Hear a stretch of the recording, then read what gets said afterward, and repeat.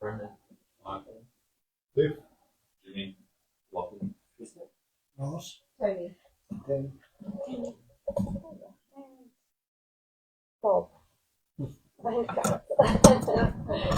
think we're gonna take a little bit of reflection on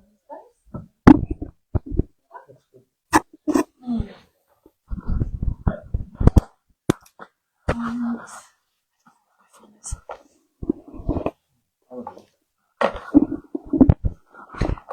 Okay, so welcome again, and invitation as well stands.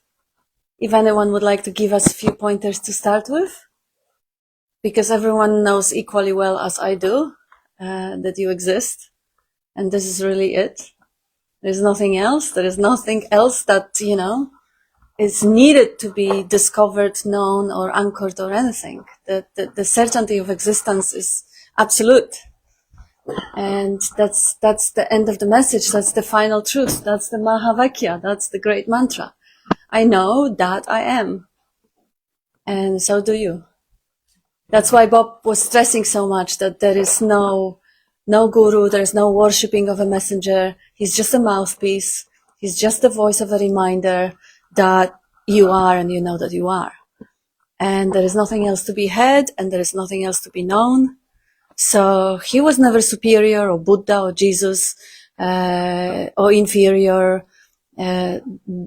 The thing that may seem to be a difference, and this is this funny joke going in Zen circles, the only difference between enlightened and unenlightened is that unenlightened thinks there is a difference. So the only difference is a thought, is the thinking that he got something, or he is something, or he realized something, and I didn't. That thought that there is a he and there is an I, that's the problem. Because the certainty of existence does not require the he, does not require hallucinating the self that knows. The knowing is instantaneous, and that knowing, you look into the eyes of a cat, and you will see that cat is not unconscious. You'll see that life of aliveness, light of being in the eyes of a cat. And it doesn't hallucinate the self and say, this is me, this is I am being. And it doesn't say, this is I, the conceptual image, the body-mind, the little Johnny or Katarina or whatever. It doesn't have those concepts. So the only difference is presence or absence of concepts. But it's only a seeming difference because concepts are nowhere to be found. They're just a dream. It's just like you are daydreaming about what you're going to be doing tomorrow. You can visualize what you're going to be doing, but where is it? Does it have any substance, any matter, any essence? It's just a daydream. So that's the whole psychological suffering. It is a daydream that there is a self called I or me. That self is in charge. It has the power to think the thoughts and is always thinking bad, judgmental thoughts. It's always self-sabotaging and is always having these high demands that I'm not good enough, I'm unlovable. And it feels like this is I. The narrative that is saying I, it feels that, oh, this is me, I'm real, this is I. There's something wrong with me, I have to fix myself. I have to find that state and possess it. Find that enlightenment, which is a state of perpetual ecstasy or bliss, and possess it for me. So that's a daydream. It's really a nightmare. Because when that daydream goes, when it is believed, then the presumption is that it is not right here, right now. That it is to be found in the future by that projected entity called I or me. And that's impossible. Because there is no future. Future exists in the daydream only. So that's just the whole dreaming. What happened with yesterday? Where is it? What happened with last night's dreams? Where are they? They're just a seeming veil to that awareness of presence. There is awareness, there is a certainty of existence. And that certainty of existence is translated to this is my existence, this is me existing. And that me is a poor, miserable little human. Bob often says, after all, I'm only human. full of flaws, making mistakes, apologizing for being alive. But are you? If you don't think about it, are you really a human? Can you say anything about yourself without the thought? Can you say that you are male or female, or big or small, or English or American or Polish or whatever, without the thought? And a thought is a veil, is a dream, is a daydream. It doesn't exist. It can't grasp it. It's just a wave. It's just a little frequency. It's an appearance. It's an imagination, mental image, projection. So the idea that I am something or the other in the direct experience, without the thinking, without the active imagination, is absent. I am that I know. And you are that you know. The certainty of existence is there. And now the dream comes about and, oh, but I'm in the body. Well, really? That's a dream, that's imagination. From the life's perspective, it needs to hallucinate itself a body, a vehicle of experiencing. It gives itself, it dreams itself, that body, just the same way it dreams it when it sleeps at night. The physical body is lying motionless on the bed, and the dream body is moving, jumping, talking, seeing, hearing, the eyes are open, the ears are open. This is a dream body, it is being dreamed. The consciousness of the life essence dreams itself this body. And it's no different right here, right now. Only in this waking dream, there's more of the faculties of projector awakened. So it dreams also the body growing in time from the cell, from the sperm and ovum, and through eating food and breathing and having all sorts of energy sources supplying the 10,000 things, supplying the energy to that body to grow. But where is it in direct experience? Where is your childhood in a direct experience? It's just, again, a thought, an imagination, a mental image. And it's very unreliable too, because you learn new facts from your childhood and they get incorporated to the mental imagery. And suddenly the childhood projection is different. And it can also be altered by therapy or hypnosis or psychedelics. Very unreliable. It's a daydream. But what a dream it is. When you actually see it for what it is, there is a presence of awareness, there is aliveness, and that aliveness is undeniable, is always underneath, underlying every experience, is a prerequisite for any other experience to actually be experienced. It is the basic screen or the space in which the experiencing happens. And then the experiencing is like a transformation of that pure existence, of that pure potentiality into all the colors, all the shapes, all the tastes, touches, smells, the stories, the thoughts, feelings, emotions. Incredible, colorful dream that comes from that field of infinite possibilities, the pure awareness. And in that dream, there is a body, and the body is conditioned, and the body has particular preferences. It perceives certain things. It likes some things. It doesn't like the other. And the body is also conditioned to preserve itself, to stay safe, so that experiencing the dream can go on. And in that self-preservation, there are all sorts of different strategies. Following pleasure, for starters. Avoiding pain, of course, avoiding danger. There are different ways to avoid danger. Fight, flight, and freeze. Some people will go and confront the danger, hand on, bully. Some other body minds or animals the same. They will run away or freeze or charm. Amazing how the body is conditioned to respond to every situation. If you see it as brilliantly programmed dream machine, and you are the consciousness having that incredible privilege to witness and discover, you watch with the amazement and curiosity how in every situation, that body-mind will respond. What feelings it will bring up, what memories it will bring up, what actions. What an amazing dream. You don't know. You don't know your next thought. You don't know your next reactions or your next response.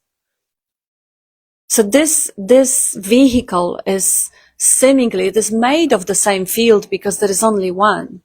Like they call it Shiva and Shakti. Shiva is the pure field of potentiality. And Shakti is the actualization of that field. When the vibration, when there's no vibration, it's stillness. When there's a vibration, then Shakti dances and the world appears. So all the world is a dance of Shakti, is the dance of vibrations.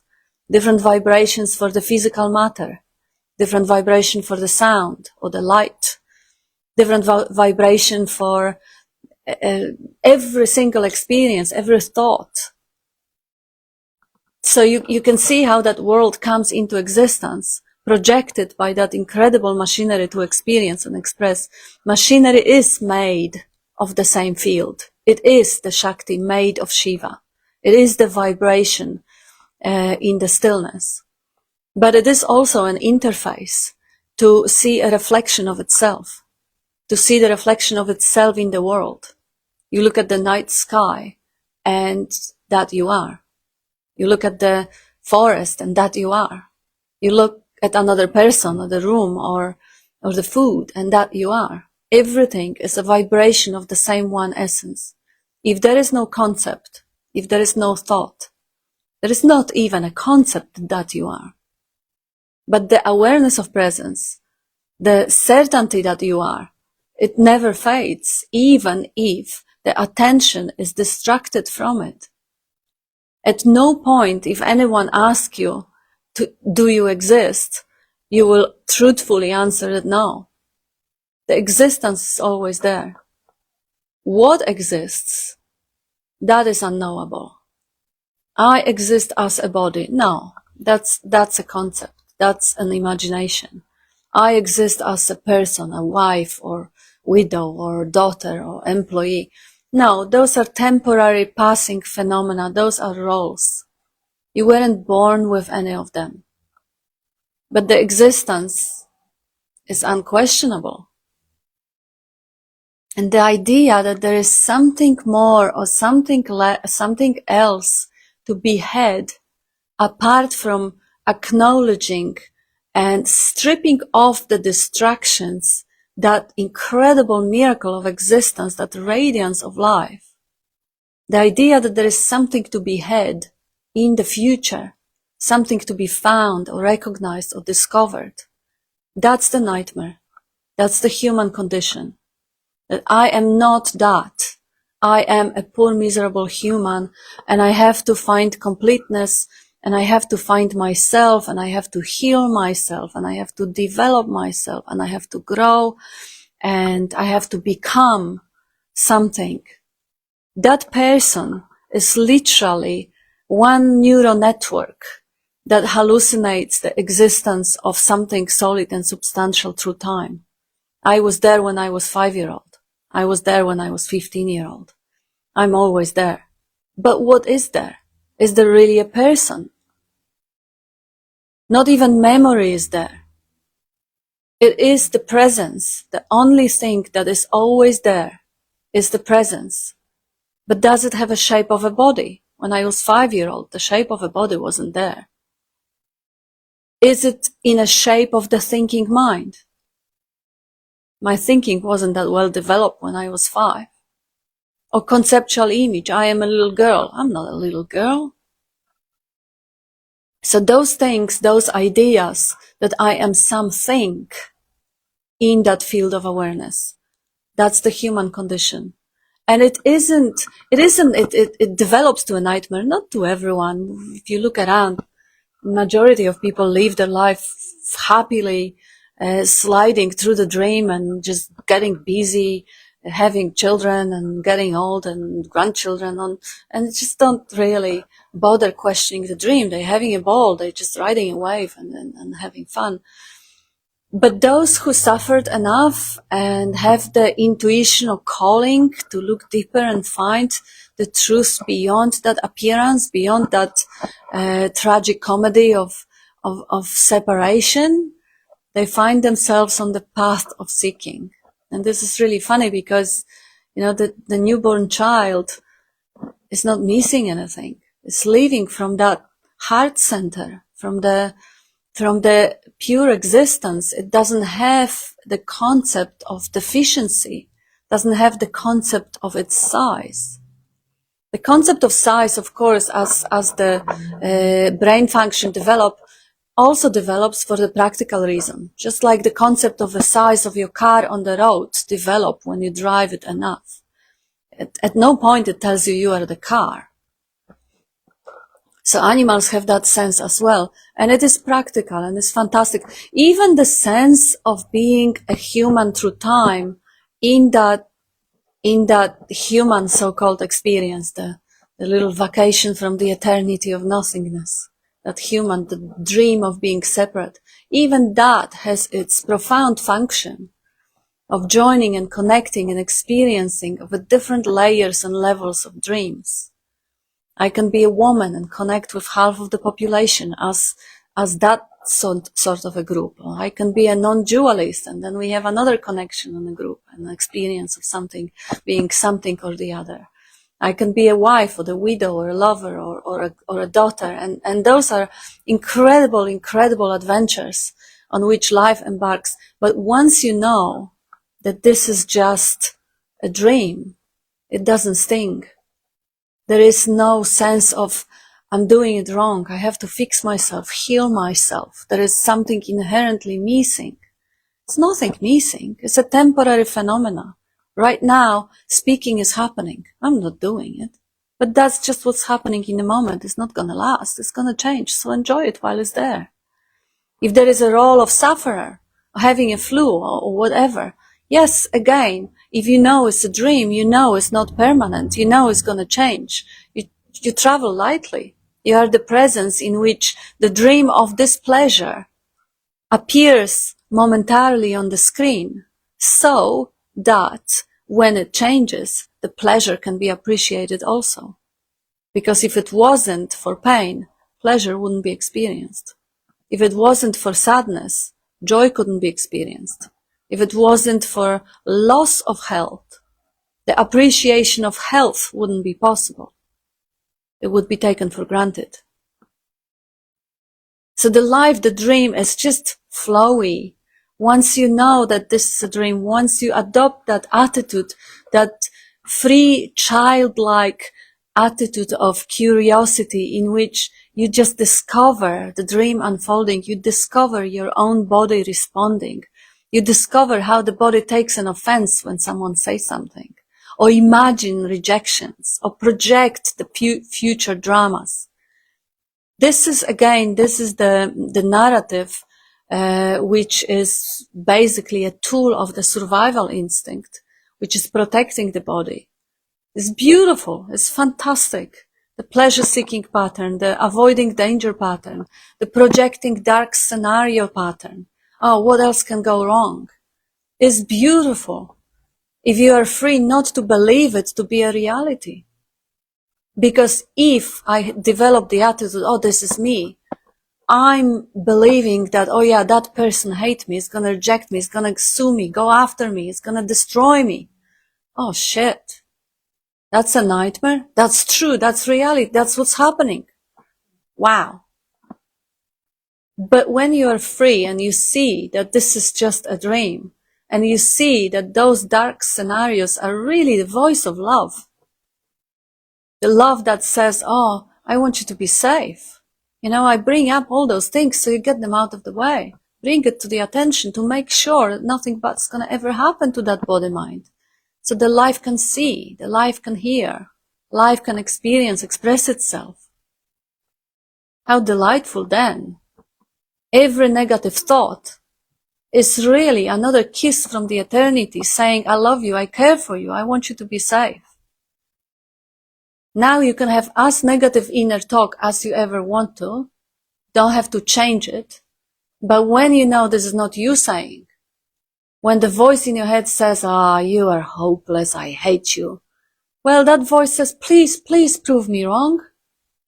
That voice says, oh my God, I want you to be perfect. I'm just that's how we are conditioned. If someone, right from imitating our parents and our parents imitating our great, great, great grandparents and all along to the time we were on the trees, the motivating, and again, that's how machine is wired, works better if you bring up the fear.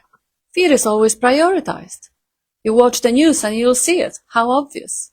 If you study what people watch, the attention goes to fear straight away, because if it didn't, your great great great grandfathers wouldn't survive to give you life right now. Even though that is just a story, because the story of time is a story. But this is all dream, and the dream it is, what a dream it is. The moment you realize it is a dream, it doesn't disappear. That's the joy of it. There is no awakening from the dream within the dream. The dream goes on. You realize that you have never done a thing. You realize that you are not the doer, you can't do a thing. So there is absolute relaxation in being curious of, okay, I'm not doing anything, so let me see what happens. Oh, the body is getting up, going to the toilet. The body is getting up, paying taxes, or going to work, or whatever, finding a mate. Amazing. And I'm not doing any of it. Awakening is from the illusion of being a doer, from the illusion of being separate self running the show. When you realize, and it's fairly easy to realize, that you're not doing the seeing, you wouldn't know how to do it. You're not doing the hearing, you're not doing the thinking. You don't even know what you're going to be thinking in 2 minutes.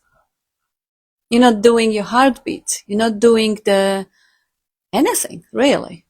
So if you are a doer who can't do anything, well, what's the space for you there? Is there a doer? But there is a sense of presence. Well, there is undeniable, standing out sense of intimate presence that I am. I can't say I don't exist. I can say the I conceptual image is a veil, is imagination. It doesn't exist, can't grasp it. But I can't say that there is no existence. Denying that there is consciousness present, and in that consciousness the whole dream appears, is silly. The dream appears in consciousness. I am that consciousness. The boundaries put on the consciousness, that I'm here and not there, I'm in Australia and not in America. Well, those are veil, again, imagination, those are concepts. America is within me. I'm the consciousness. The whole world appears within me. The boundaries of the body also appears within me, within the consciousness. All the sounds of the traffic far away, appear in me in consciousness. That's the experience. That's your experience also. Everything that appears within the consciousness. The projection that the consciousness is a faculty of the body or the mind is just a thought. Without that thought, the experience, the direct experience is, there is an existence, there is a presence, there is a consciousness. And within that, the whole world unfolds. The body appears in consciousness. The reactions, the thoughts, the feelings, everything appears in a consciousness. The thought will say otherwise. That's its job. That's the point in the dreaming. It's immersive. It's convincing. It's brilliant. The sense of separation that it creates is brilliant. And how would you ever experience joining if there was no separation prior to it? How could you ever experience the day if there was no night? The dream has to appear dualistically. Awakening to the dream can only happen because there is a dream. There's nothing wrong with the dream, like Nisargadatta says. The dream is not your problem. Leave it alone. Let it be there. It's beautiful. Your problem is that you are resisting one part and desiring another, and you think there is a you doing it. If you are absolutely neutral, There are pleasant things appearing in the dream, and there are unpleasant things appearing in the dream, in the consciousness that you are. If there is no attachment to any of it, if there is no claiming that this is my preference, there is no problem. Dream is not the problem at all. He says, love it all or none of it, which means, if you are equal towards everything, whether it's loving it or hating it is equal. It doesn't matter. Love and hate disappear. When there is no opposite, there is nothing. If you love everything, there is no love. If you hate everything, there is no hate, because everything is equal. So if you see the dream for what it is, that's all that needs to be done. And the body will retain and will remain having the preferences. The body will always prefer pleasure to pain, will always preserve the safety. But that's just like the car. The body is a dream of the consciousness. The consciousness dreams itself that vehicle. Because without it, the body is, I like that metaphor of being a diamond. You are a diamond as a body. The body is a diamond that breaks the light. The pure light of consciousness that does not have any attributes, that is neither warm nor cold, nor white, that doesn't have any colors. It's just a pure energy as a potential. And now the body, seeming physical shape, the light of life is pouring through the body, and it is breaking into the rainbow. Now suddenly you have the pure existence broken into seeing, hearing, tasting, touching, and smelling, like a rainbow of colors coming through the crystal. Now the seeing is completely different capacity of experiencing than hearing, and tasting, and thinking, and imagining. Incredible capacities that life does not have without that diamond, which breaks pure potentiality into those different channels of experiencing. So no wonder that the body is equipped in that self-preservation, so it can make sure it exists long enough for the life to see, the consciousness to see, not the imagined poor miserable little human to see, but the light, the consciousness, the pure presence. If you go throughout the day and you look out of your eyes and you let that consciousness look, not me, I like it, I don't like it. No, the light of life, let it see, let it hear, let it think. Be curious what it is going to think next. Find out, be the space. That's what you are. The consciousness is space-like, sky-like. Be the space, letting life experience and express through that vehicle, letting life see the reflection of itself in the night sky, in the forest, in another person, in an object. It is an adventure. It is a dream. And what a dream it is when there is a detachment from that idea of being a self, a separate, limited, confined, incomplete, restless, suffering, miserable, isolated, separated human who is always wrong, who has to improve itself in future. Right now, as it is not good enough. Restlessness and pain, just because of that idea, one idea, that is not reflected in the direct experience if there is no thinking. Like Bob says, what's wrong with right now if I don't think about it? You have a look, and what is wrong? Anything that could possibly be wrong will be a thought, will be the idea. Oh, it's too cold. That's an idea. Oh, it's too hot. I'm too tall. I'm too fat. I'm too short. I'm too stupid. All ideas. Anything that could ever possibly be wrong. Oh, my father doesn't love me, or my mother abandoned me, or I had childhood trauma. Ideas, ideas, ideas. There is nothing wrong unless you think about it in the direct experience. And ideas are also to be celebrated. Ideas are one of those beautiful channels through which life expresses. Life is expressing through seeing, and it sees all the beauty and ugliness of whatever it sees. It sees all the incredibly colorful, intricate duality of life. And it also thinks, and it imagines. It imagines the ideas, the wounds, the traumas, the holocausts, all those incredibly intricate, colorful, intense aspects of the dream. And imagination is particularly potent because, as we see, that imagination is responsible for the sense of separation. Imagination of isolated little me inside and a private world, private dream that can't be shared. This happened to me. You can never understand. How beautiful. Oops. Ghosts. Come in. Come in, ghosts. Welcome. Bob's always here. Bob's here. Bob's always here.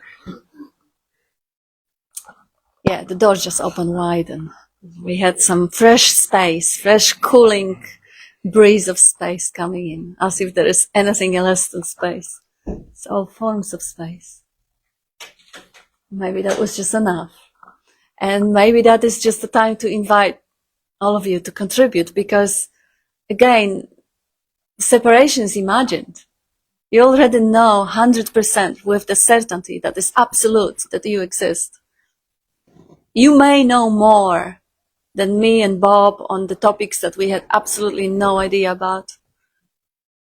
But it doesn't matter, it's the content of the dream. The truth, in the truth, we are unite. Everyone directly experiences absolute certainty of existence. And that is it. Everything else is to be just stripped away, chucked away, chopped off, and chucked, rest aside, and enjoyed as a dream.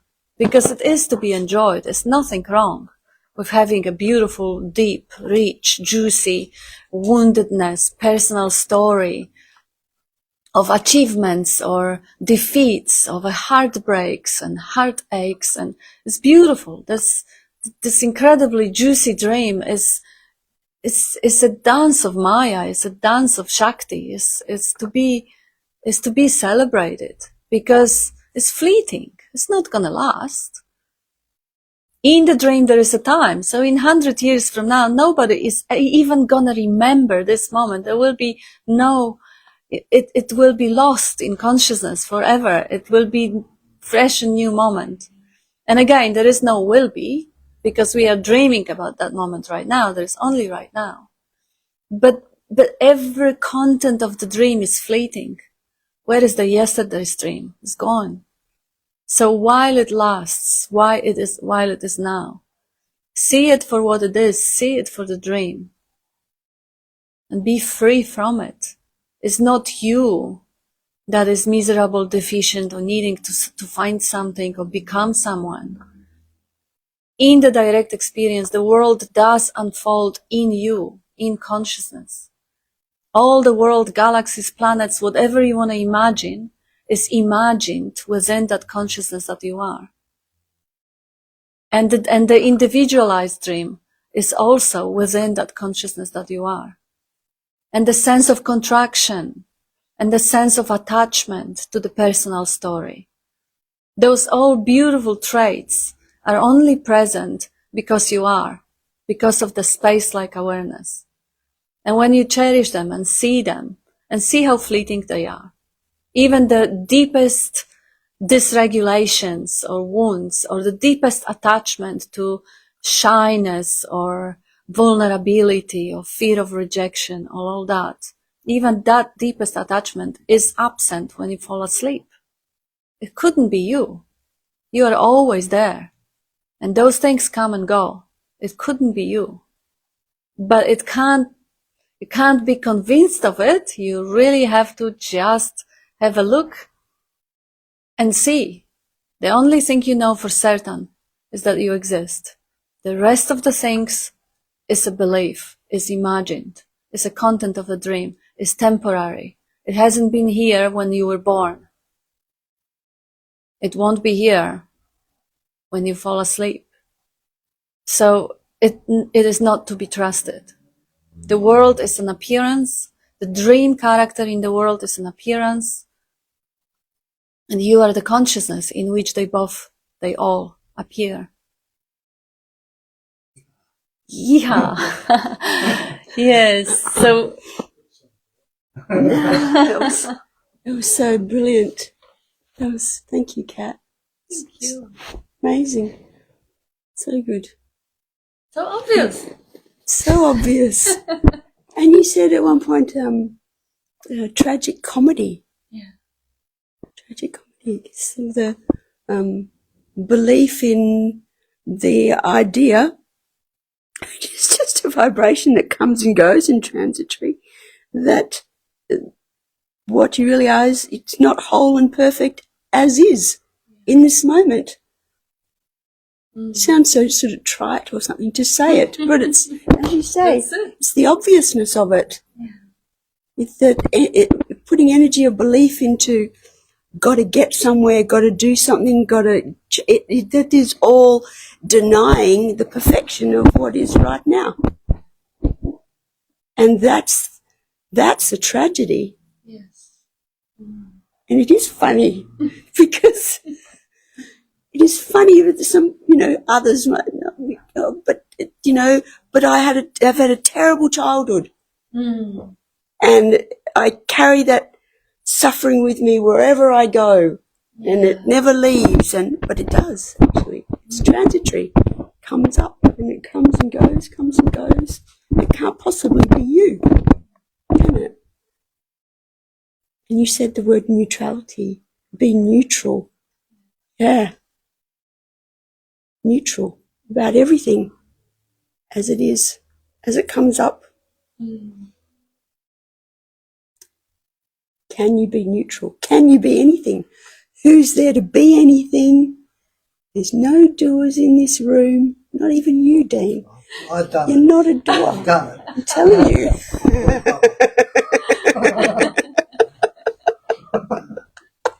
Because when you take a look, really, truly look, don't paying attention to the thoughts, the conditioning, but actually look in terms of what is your actual experience.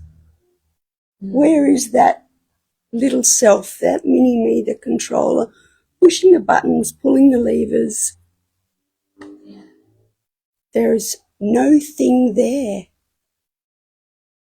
You are not an object. You are pure subjectivity. Pure subjectivity. Beyond that, beyond knowing that there is presence, and we use different words to describe it, and that there is a core background that is stable and same, never changes, is totally reliable, never leaves, never doesn't come and go. That's all you know. That's it. Everything else is phenomena and transitory. And just as Kat said, Shakti, the vibration of that pure field of potentiality, and Dean, you shake it like no one else. Over to you. Come on then. Who's next? Go. Come on. Lucky. Cliff's got something to say. Thank you. Thanks, Kat. That was a great big trip, and it was great. I like that. And I say it many times during the day, it's just this and nothing else, and the rest is imagination or projection and thought. And in that imagination, though, the whole universe appears. The planets, the stars, the other people, continents, ideas, politics, all that sort of stuff all comes in that imagination. And then I think to myself, well, it's me that's having the imagination, and do other people think the same? And you think, well, are there these other people? And it seems like there are, and it seems like the contents is different, but then the experience of being the body, we see from the position of a body, we feel from the position of a body. So there's a strange sort of dichotomy of how that all appears in the mind, though. It's interesting. It's sort of very beguiling, and the mind, you can think about it, but you can't find the answer to that question in the mind. Yes. So there's a lot that is known and a lot that's unknown in a way. But that the fundamental truth is it all appears, and it appears differently all the time depending on the thoughts.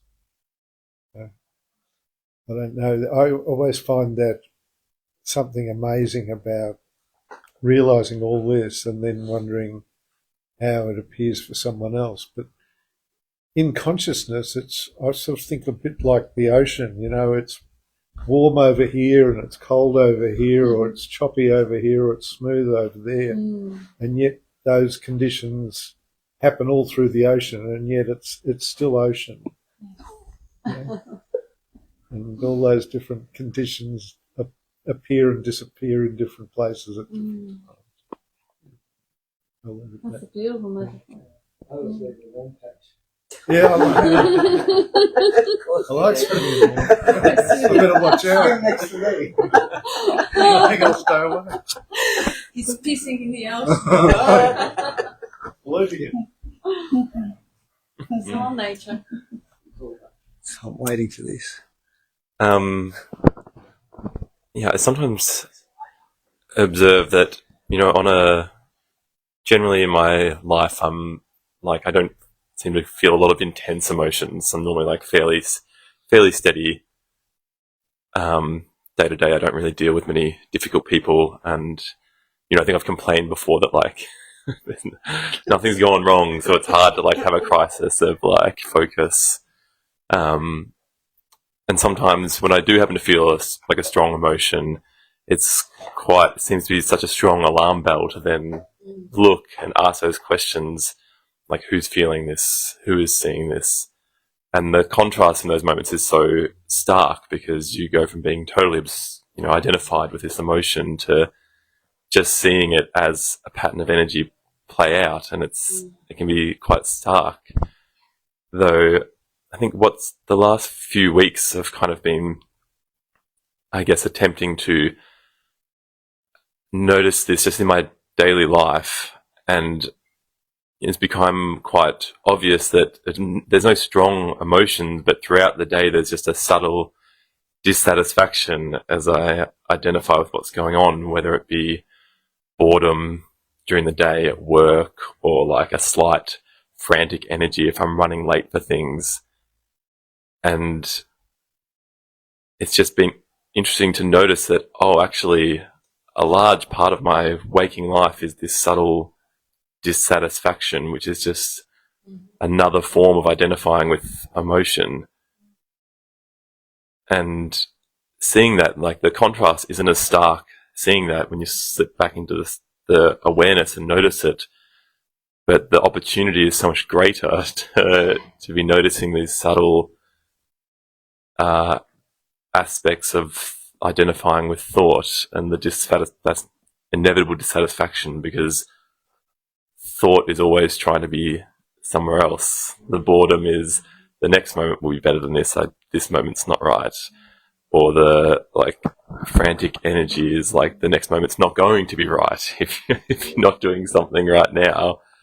And you just see that the underlying awareness for all of these moments is untouched and unneeding of change. It's just what's there, and it's a beautiful space to be in that. And something that's happened in I guess following on from this is I've always, since I was a young child, always had trouble going to sleep, and I've done breathing practices over the course of the years, anything to try and make myself fall asleep. And it seems so obvious now, but I was just practicing this same awareness of the dissatisfaction, and going to sleep, there's just been this constant thought of, you're not going to get to sleep. and it's you need to try this. Nope, it's not working. And just sitting back and noticing this a thought that it's completely fine. That thought can be there. It doesn't matter. The awareness is there, and the desire to like need to get to sleep falls away, and sleep comes when the sleep comes. But it doesn't matter, because in that moment of stepping back and just seeing it, that's all you're kind of searching for anyway, in this always looking for this next moment. And when you sit back into that space, you realize this is so obviously the moment that like you're looking for, and it's beautiful. And then I really couldn't care if I'm falling asleep or not, because that moment is so nice.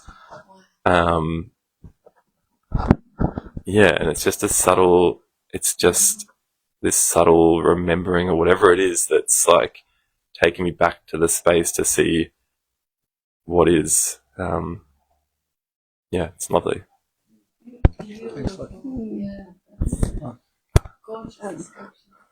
Yeah, once when I was here and I was sitting with the boredom, a little bit of boredom, and then I noticed it was just, when you deep dive into that, it's just subtle distinction, subtle labeling, more than two different things.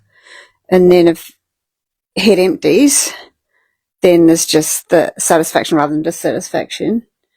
And I think I noticed at the time a yuckiness as well when the distinction was there.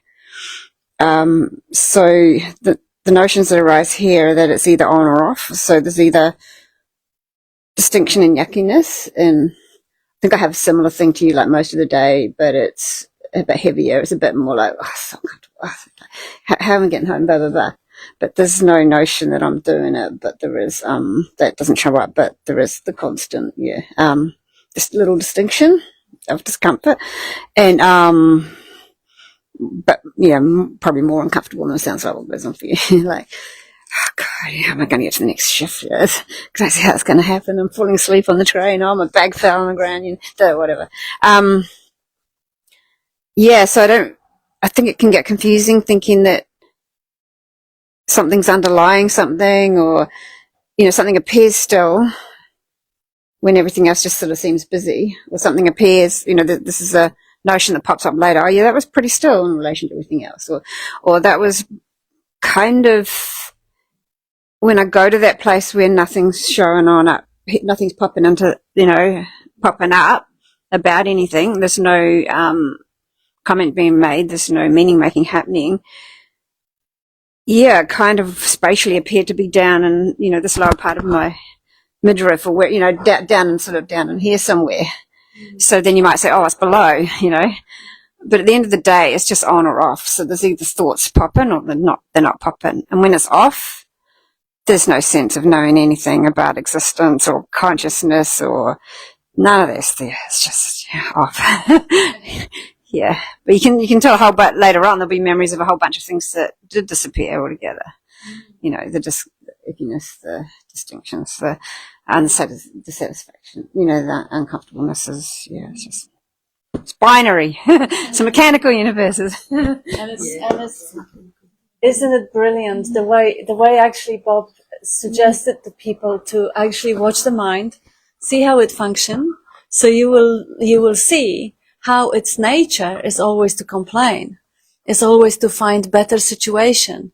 That is boring, that's not pleasant enough, that's not good enough. That's its job. It is to deliver. It is to look after that whole machine, make sure it is entertained, it has the optimal condition, it has as much safety, pleasure, and everything. So the moment you see the thought popping up, oh shit, this is unamusing, like Bob was saying, after his first wife died, they were together for 42 years. All the neighbors, seeing Bob always cheerful and elated, said, oh, he was depressed, he wanted out of here. He said that wasn't his experience. He didn't grieve a day. He was just mildly unamused and bored because his partner wasn't there. There was no one to drink a cup of tea with and read the book. Mildly unamused and bored on the level of the mind. So the expression of the body wasn't very cheerful and chirpy because there's no one to even cheer to. But he says there was still inherently nothing wrong. Inherently nothing wrong. In the consciousness, in the space, in the field that he is, there is nothing wrong, whether the person is present or absent. Less activity.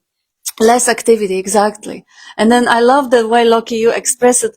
You know, the moment you believe the mind is uncomfortable, the moment you relax and you see that pattern popping in, that moment is perfect. There is nothing wrong in the consciousness noticing the complaint of the mind.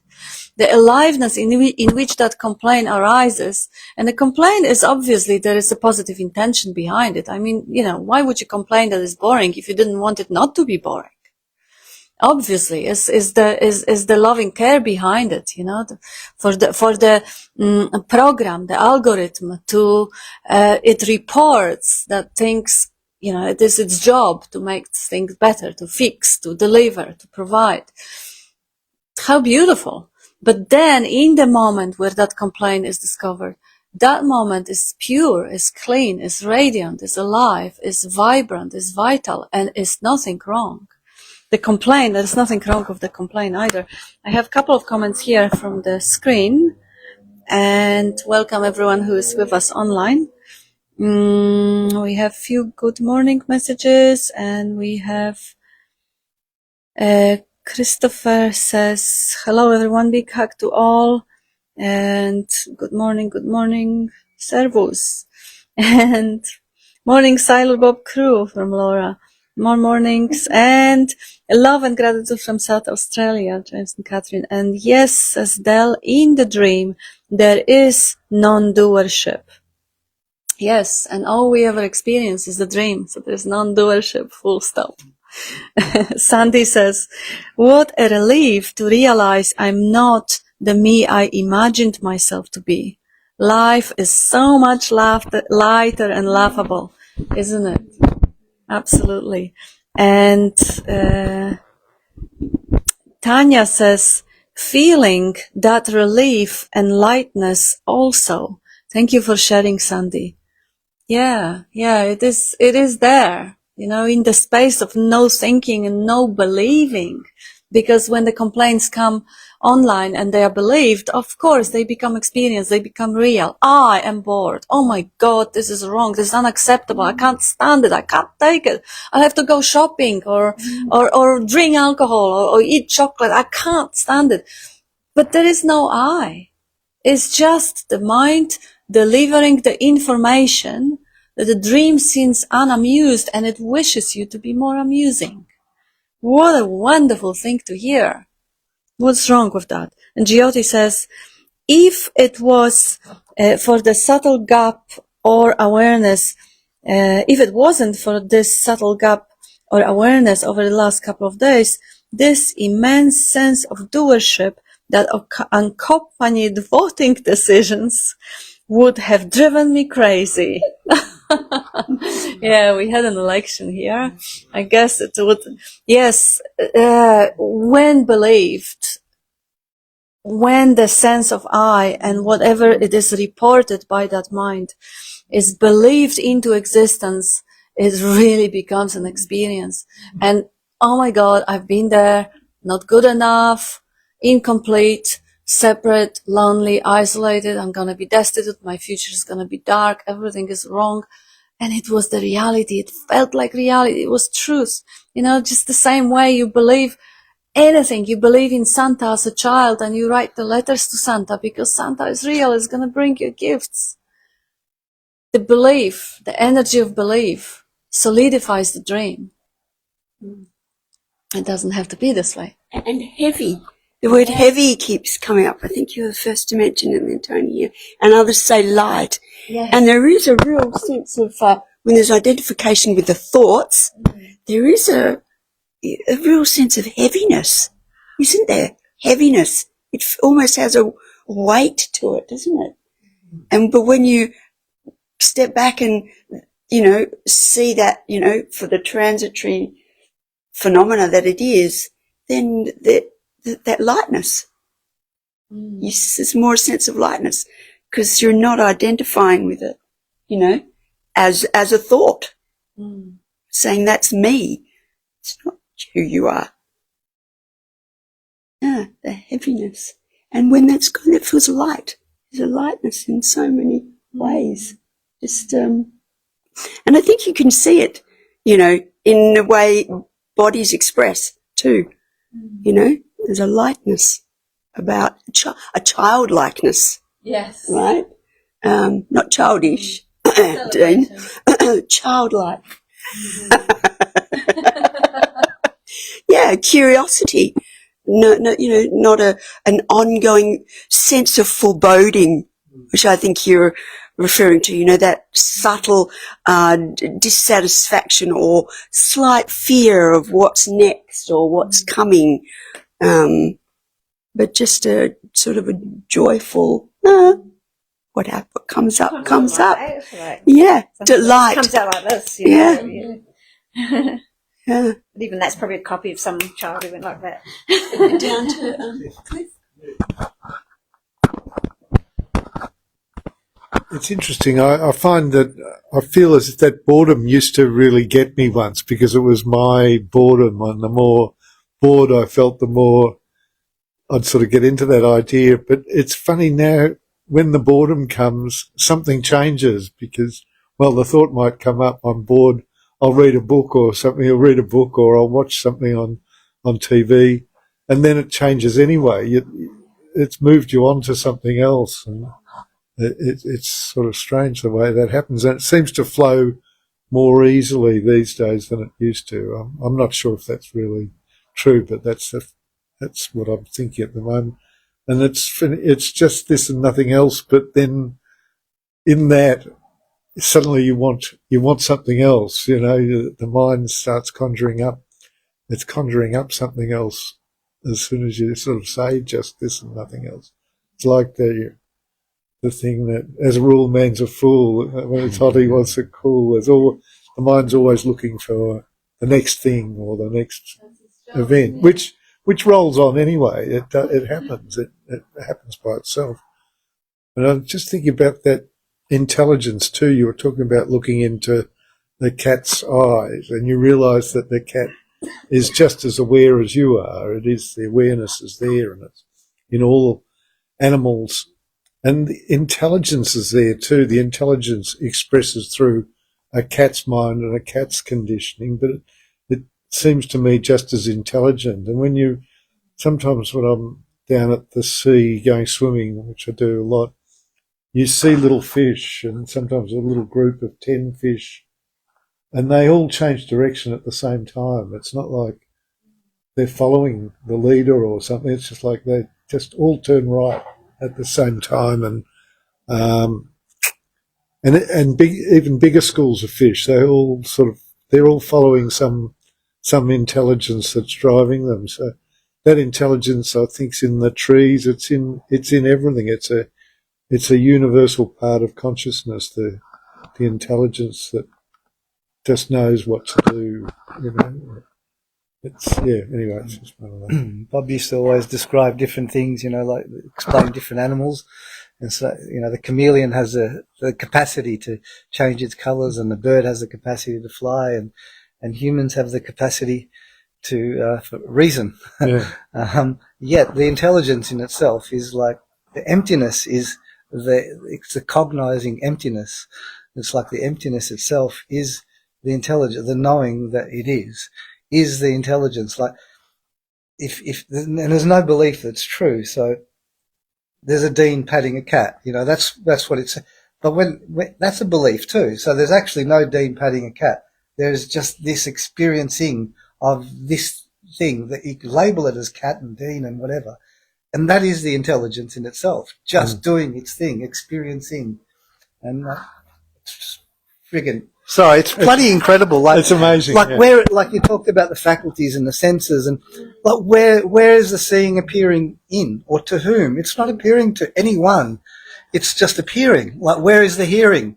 Oh, the hearing's here. That's not here. It's like there's hearing, and it's like and it's this space. Like it's all appearing, and Kat explains things, and does her pointing, and Tanya attempts to do her pointing and stirring, and everyone does this pointing, and yet it's like we're talking to, but there's no one speaking to anyone. This is one thing happening, patterning, shaping, and forming in this, and it's empty, and it's dimensionless. There's no dimension or position where it's higher or lower or left or right.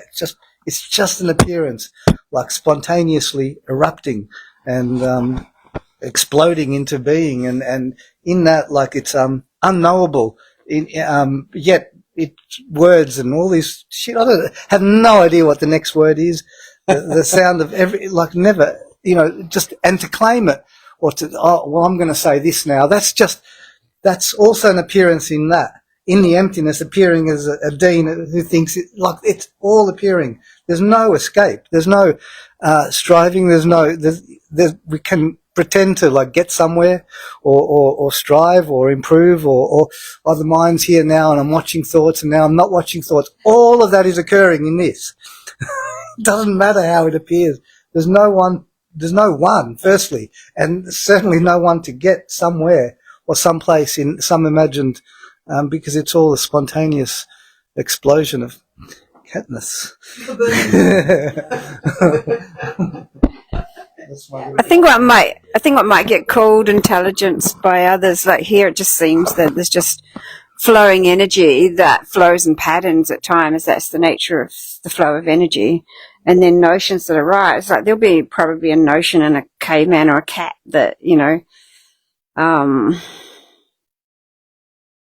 this thing needs to move. This thing is hungry. This thing is kind of pissed off, probably even in a cat. And, in a rock and certain stories out there that, really are reflections of something that took place, in a leaf and whatever. But they're just notions that pop up, and that's just a form of the energy popping up as a notion. I think when people talk about intelligence, consciousness, knowings of existence and all the rest of it, I think that's actually an extra layer that's often put in and then believed to be a separate thing, something clever out there. I prefer Bob's most simple one, is there's no void. That I think that's when you say we're all agreed on, this here is only agreed on that one. It's not agreed on all the other things that get put out there. But you guys know that. I've said it many times. So you guys. One who wants to agree and disagree. No, not even at that level. Not even at that level. I mean, even much lower than that. No, not the notions that have popped up somewhere in this vicinity. Have never been more than there's no void. But that again is an assumption in and of itself. It's something that is a notion popping up, rather than just empty brain, the off mode. Yeah.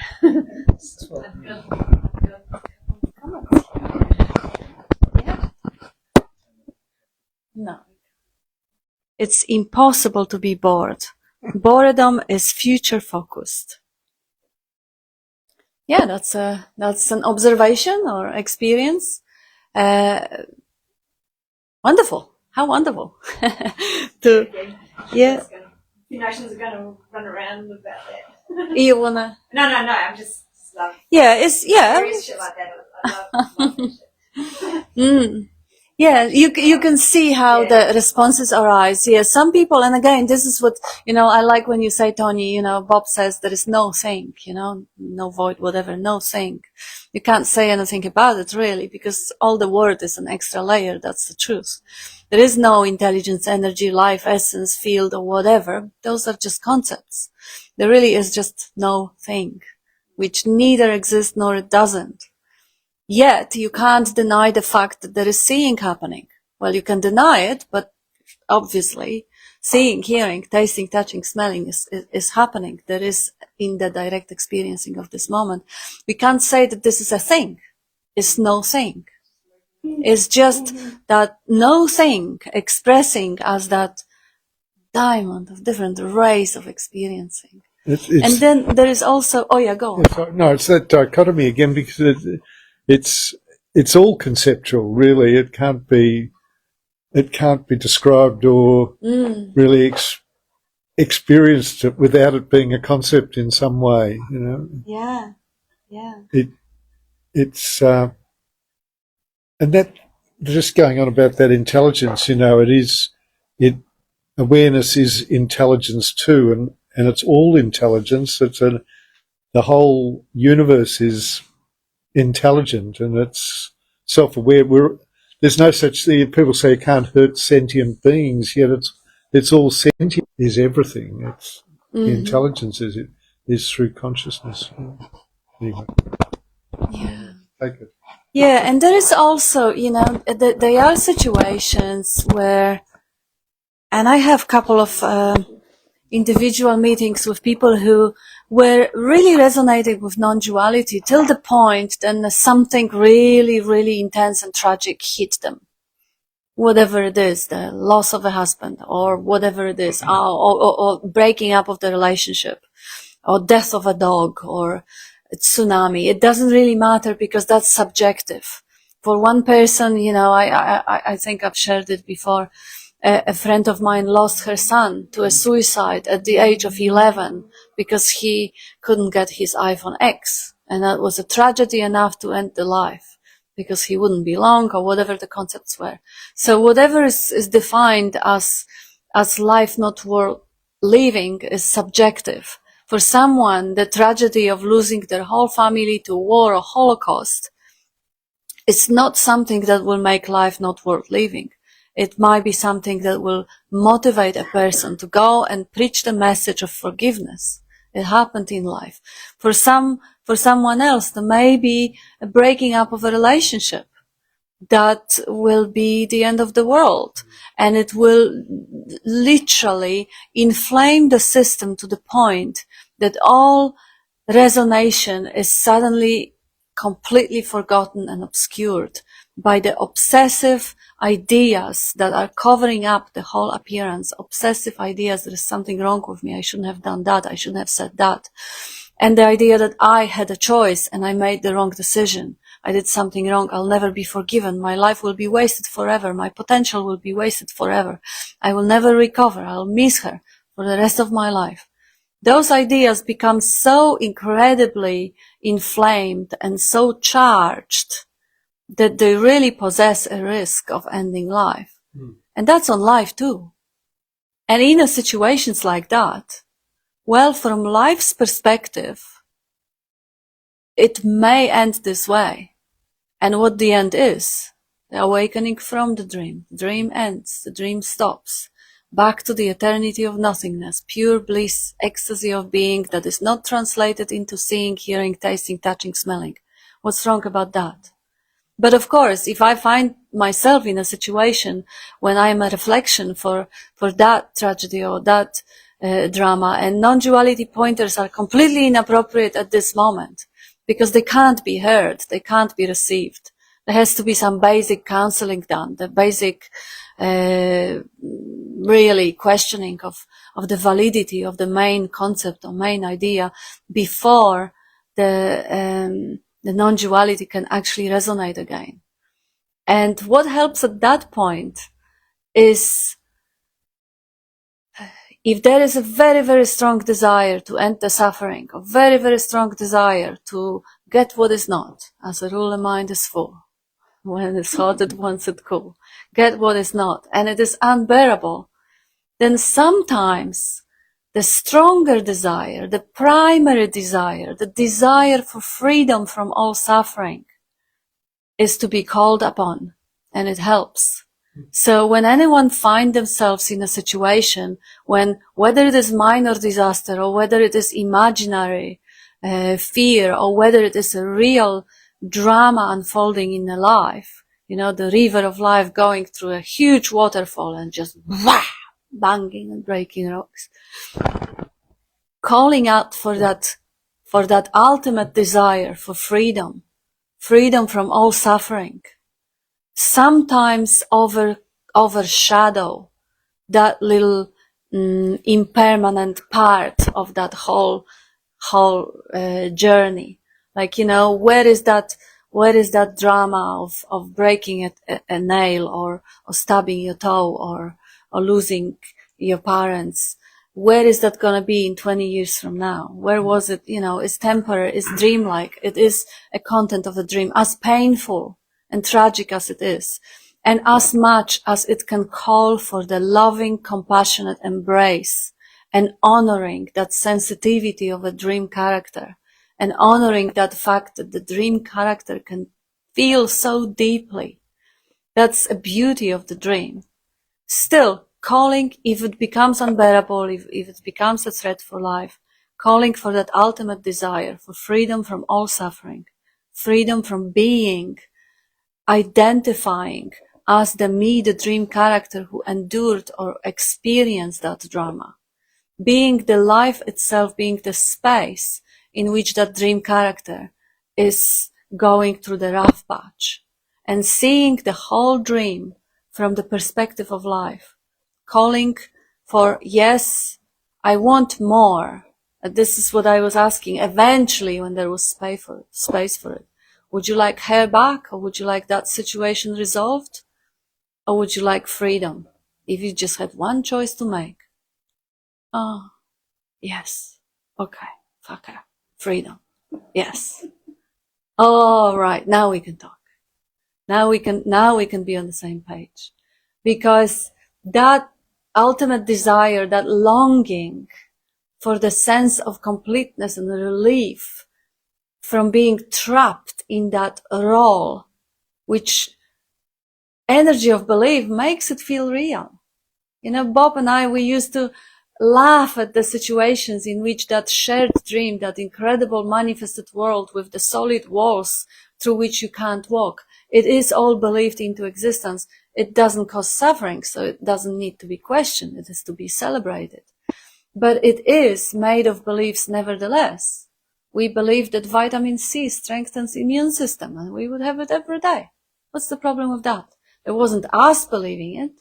The life, through the dream character, was agreeing to that collective belief and subscribing into it. And he was fairly healthy for all those years that we were together sharing that belief. Nothing wrong with that. But when the belief hurts, when the belief defines the boundary of consciousness and traps it into that cage of concept, poor miserable little me, not deserving to be loved, being rejected, being dumped, being judged, being accused, and maybe that's right, maybe I am evil, maybe I am not worthy. This one is the suffering, is a suffering caused by belief, by misidentification with the dream character. And again, sometimes there is no way out. Just have to wait till that energy of belief eases off enough so something else can appear in that field. Even the idea that, okay, that's just a dream. How about awakening to that dream and realizing that this is just a dream? So the human condition is such that because there is no one who has a choice to remember or forget, or to bring up that ultimate desire for freedom, you can never get it wrong. You can never do anything wrong. If the energy is trapped, the whole attention is trapped in that drama, in that fanaticism, whatever the fanatical belief is, well, you know, that's what life is experiencing and expressing and celebrating in this moment. Usually in this particular moment of very, very intense suffering, being crucified or being in the tantrum, absolute tantrum, there is no concept of self that has any, it's just what's happening, that's have any idea or anything to do. It's just what's happening. Tantrum is happening. Life is playing tantrum. And when that energy eases off, when this really pouring rain, when the cloud is emptied and the pouring rain eases off and it starts raining a little bit less, well, now the sun may shine in between, pour through those misty, rainy clouds, and then there is an insight, and then the life emerges out of the dream. Wow, that was intense. Oof, what a ride that was. And if this is a moment of awakening to the dream is a past now. When the dream is present and there is nothing to be done about it, well, there's also no one who has a problem with that. And when the dream is past, this is when often another pattern kicks in, another misidentification kicks in. Oh shit, I was gone in the mind. Oh shit, I was so gone in the mind. I was suffering for so long. What's wrong with me? Now back to another nightmare. Instead of just seeing the light, wow, what a ride. I just caught myself being outrageously mad at something. Wow. And the next moment, woo, yum. But 10 years ago, that would cause hours of self-judgment, self-rejection. Shit, something's so wrong. How could I do that? I couldn't. It's only life who can do that. If you realize that there is no you doing any of it, where is the guilt to be associated? Who is to be guilty about what life just presented? Who is to take credit about that thunderstorm or pouring rain? You are the space, and you are always innocent and free for whatever expression that comes through. And when it comes and it is yummy, whew, wow. Like Loki, you say sometimes the feelings are not very intense, they're very, very subtle. Well, sometimes they are, most of the times they are. And there are moments in life when that river really speeds up and gets into the extremes. Neither is better or worse. The idea that, the self-realization means you are a sort of a saint, you are superior, and you are always calm and collected, and you are never angry or never dysregulated or never upset or bored. There is no you who could be that. The saint is another expression. It doesn't have to even realize that it is a dream. They are people with natural high level of serenity due to conditioning, due to environment that grew them, just like there are some flowers that are beautiful, strong, and resilient at the same time, and there are others that are really, really broken, weak, and they don't even smell nice. So life, there is no justice.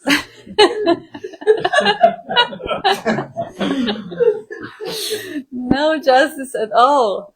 But from the perspective of life, you are all of it. You're all of it. You are the pattern of being a saint at moments. Like my father used to say, he's a vegetarian by all means, between the meals when he doesn't eat. So you, all of it, you are the totality. That's the joy of it, the totality. And of course, some bodies, when Bob was still around, we used to see a friend.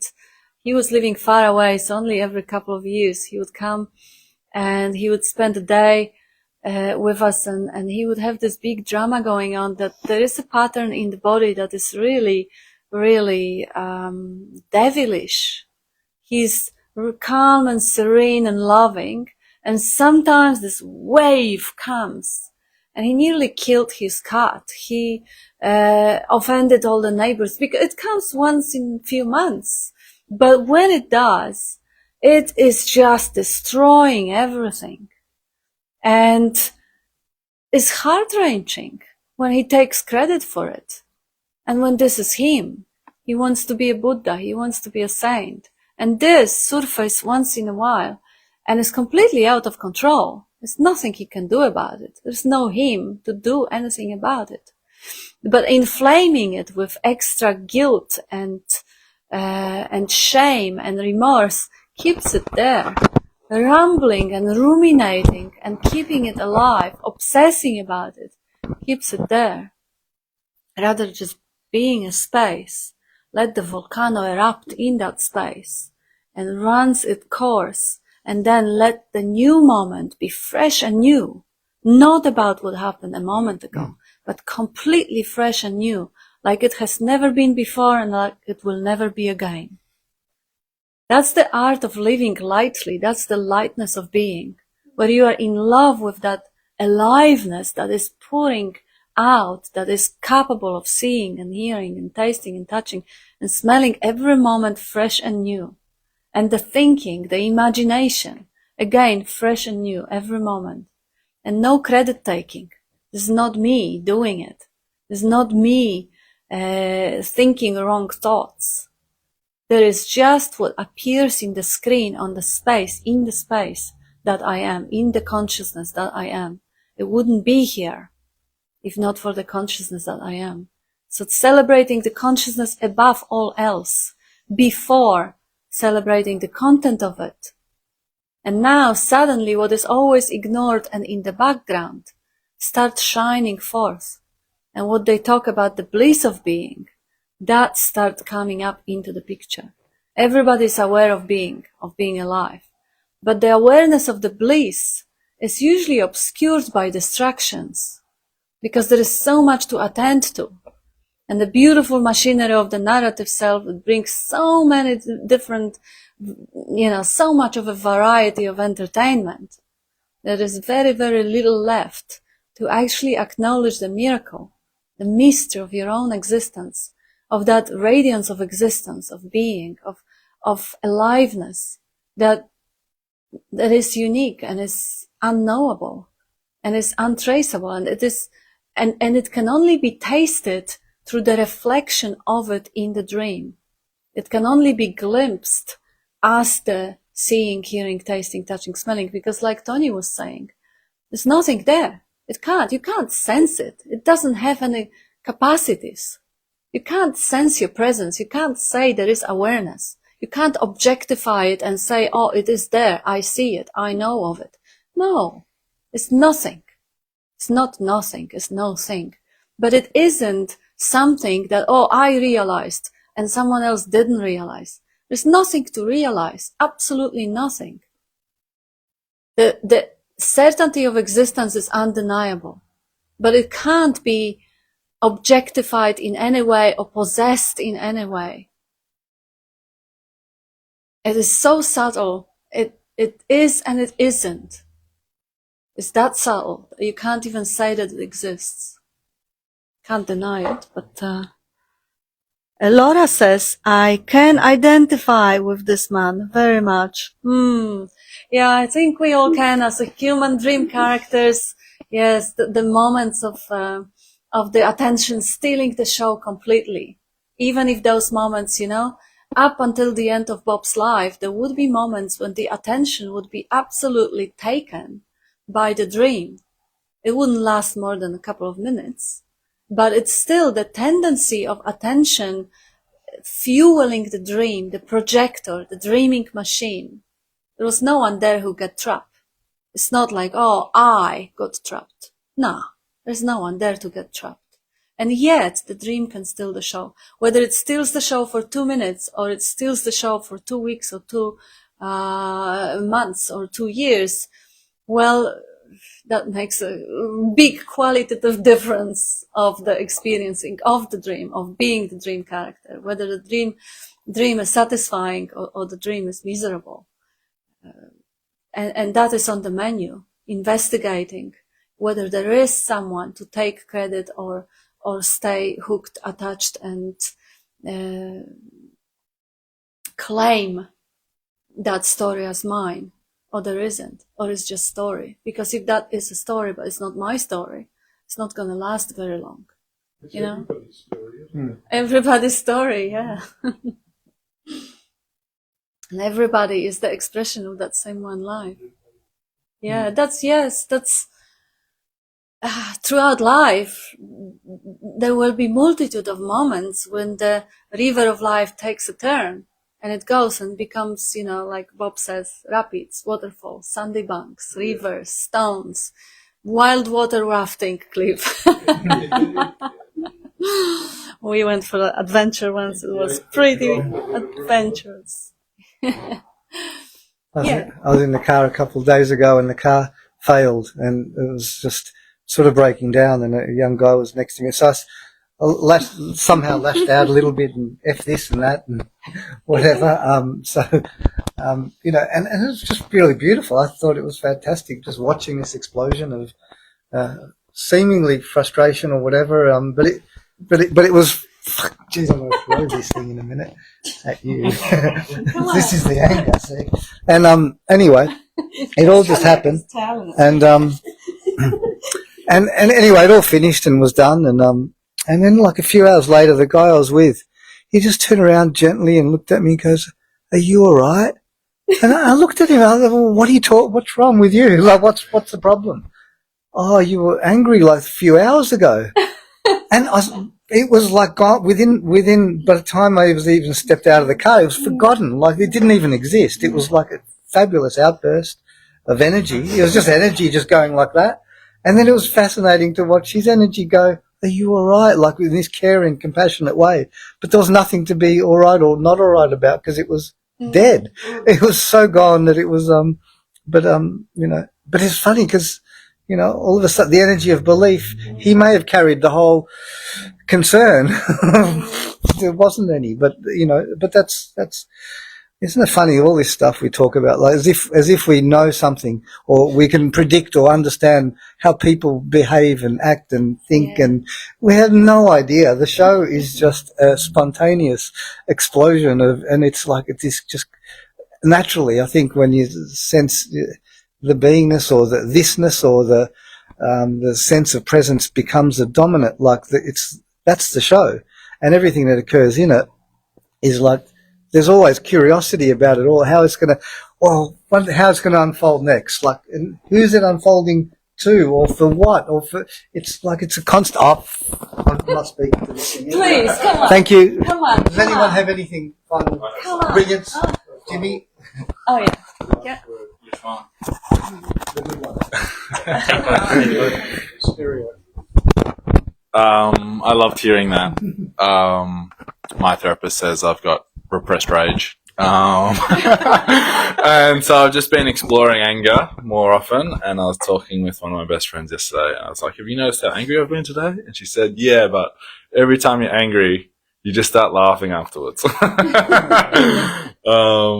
And yeah, just letting it move through you is a beautiful thing. And also just want to share this talk today. I felt like the dream, if even putting it into words is just making it dualistic, but I feel like if I could have gone into myself and written out exactly what I wanted to hear, when and how, this is how it all unfolded. So it was it was beautiful. Wow. This is your dream. Yeah. You know what? Like, this is the great perfection. And everything, actually, you just saw things as they are, because it's always unfolding for everyone exactly to that degree of perfection all the time, even when it appears not to. Yeah. It actually really is. Yeah. And it's just stunning, and it's just normal, and it's just every day. And yet we may have stories that it may not be, but it always is. It always has been. And that's, I think, what the whole teaching and everything's been showing us for thousands of years is just to recognize that. Yes.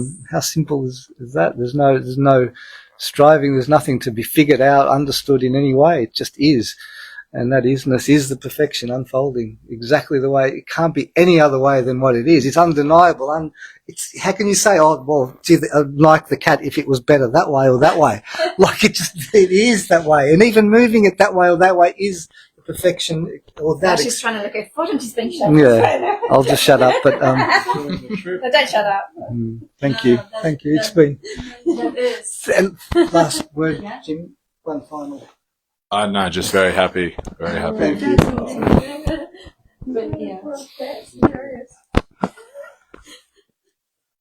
And thank you for that summary, Dean, because it really is, Nisargadatta would say it, that you realize that there is nothing wrong anymore. But it's more than that. He was really modest with that. You actually see the great perfection. You see the great perfection, even if there is a rough patch in the dream, the relationship ended, love of your life died. You see literally because it's the absolute, is the pure perfection unfolding moment to moment, being able to realize that great perfection is, that's why the dream came into the existence at the first place. The clear reflection of the absolute in every moment. Potentiality is to actually see that perfection Not just that nothing wrong anymore. I had a few people there lately criticizing this meeting really, really badly and harsh. Everything is wrong. Everything is wrong. I'm clear, you're not. Well, Nisargadatta says nothing is wrong. But yet, then you took it at the next level because of your inspiration. Seeing the clarity is seeing the clear reflection where dream unfolds as it should, and there is nothing wrong. And it is perfect as it unfolds. Even if the preference of the imagined dream character is different, cat should sit another way, or people should speak with different tonality or different accent. It is with, especially me, absolutely. Cat's given up and is going for the full body massage. Yeah, cat is getting, Trying to do such things. cat is getting it right. Yeah, she does not question the pure perfection. There's nothing wrong with right now for her. And thank you, everyone. Thank you.